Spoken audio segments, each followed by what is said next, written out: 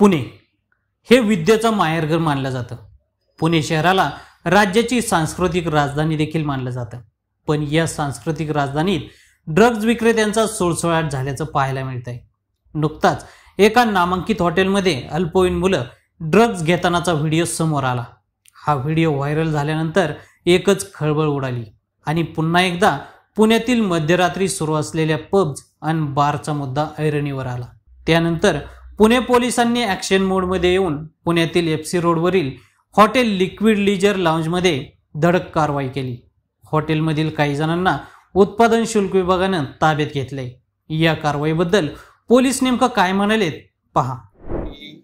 पुण्यात zone 1ची हद्दीमध्ये FC रोडवर एक घटना समोर आलेली आहे. या दरम्यान काल रात्री एक L3 नावाचा, ज्याचा पूर्ण नाम लिक्विड लेजर लॉन्ज असा आहे, असे नावाचा एक जे बार आहे, ते त्याची जे लीगल परमिसिबल लिमिट आहे त्याचे पुढे काही तास चालला, अशा प्रकारची इन्फॉर्मेशन जे आहे ते सोशल मीडियावरनं आज पुणे पोलिसाला मिळाली.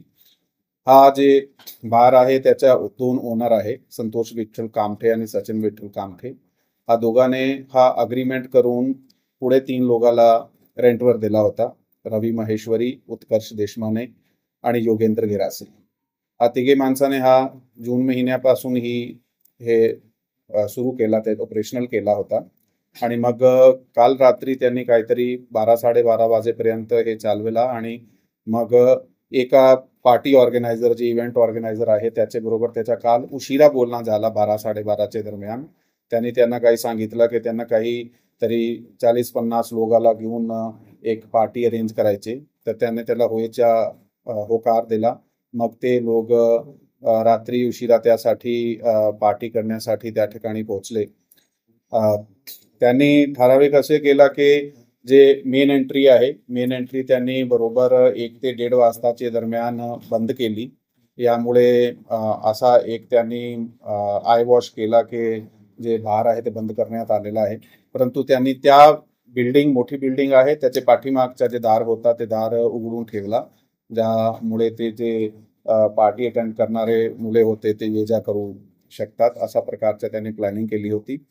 मग ह्याचा एक मॅनेजर मानस मलिक, त्याच्याबरोबर ते ऑर्गनायझर जे होता ते अक्षय दत्तात्रय कामठे, हिने हे सगळं आयोजन केलं आहे.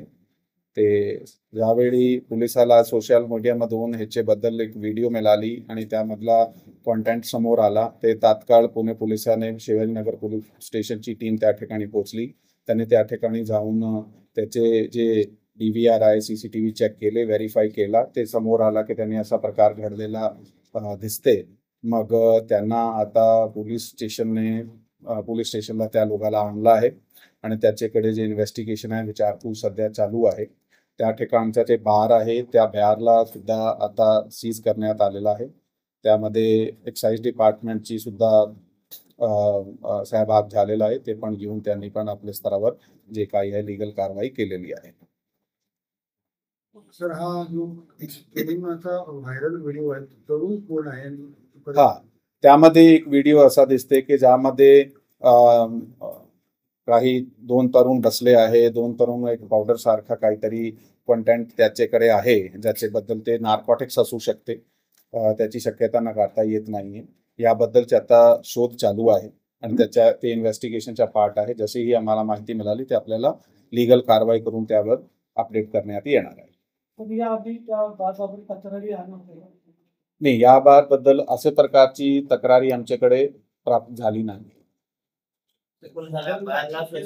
परमिशन नसताना चालू होतं, सोसायटीकडे तिने 2-3दा परमिशन मागितली, सोसायटीने नाकारली, तरी चालू होतं. हे पोलिसांना नाही, म्हणजे आमच्याकडे तसे प्रकारची तक्रार प्राप्त झाली नाही. परंतु ते एकदा आम्ही त्याची परमिशन नेमकी कधी मिळाली आहे, आता सांगण्याप्रमाणे काही दिवसापूर्वीही त्यांना मनपाकडून ते परमिशन मिळाली होती त्या ठिकाणी चालू करण्याची.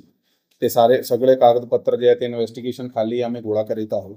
त्याबद्दल जे काही इन्व्हेस्टिगेशनमध्ये समोर आला ते बाकीचे जे डिपार्टमेंट आहे त्यांना पण योग्य पत्रव्यवहार करण्यात येणार आहे. सर, याच्यात जो कामठे आहे त्याचा काय बॅकग्राऊंड आहे?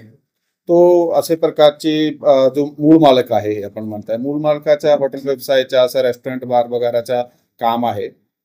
पण त्यांनी शक्यतो ते रेंटवर दिले आहे. सुरुवातीपासूनही आधी दुसऱ्या पार्टीला दिला होता, आता हा तिघाला दिलेला आहे.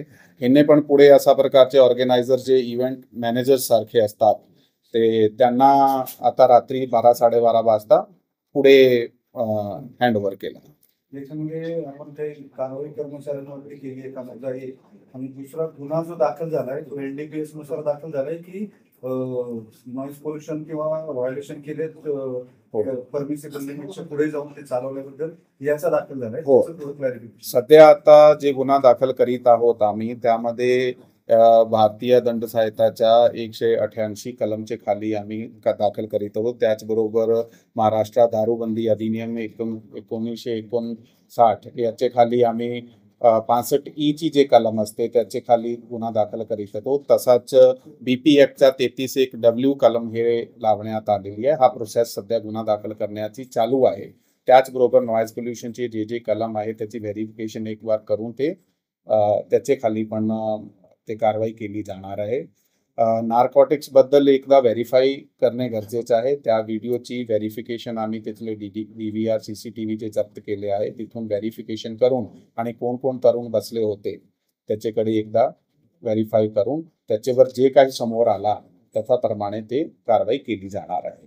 जसं आपण मला विचारलं आहे की रात्री आम्ही ब्रीफिंग करून जे आहे अधिकारी आणि अंमलदाराची ड्युटी लागली असते की 1:30 वाजता बरोबर जे आहे ते एस्टॅब्लिशमेंट बंद झाली पाहिजे. ते तसे प्रकारचं जर काही कुठे पोलिसाकडून हलगर्जीपणा करण्यात आलेला आहे त्याच्याबद्दल आम्ही कारवाई करीत आहोत. आम्ही 2 बीट मार्शल्सला सस्पेंड केला आहे सध्या, आणि जे काही अधिकारी त्यासाठी करून त्यांना बेजबाबदारपणा जर केअरलेसनेस काही झालेली आहे की त्यांनी वेळेवर जाऊन चेक केला नाही किंवा ते त्या ठिकाणी त्याचं लक्ष चुकलं आहे त्यासाठी डिफॉल्ट रिपोर्ट्स वगैरे सिनियर ऑफिसर्सला पाठवण्यात येत आहे.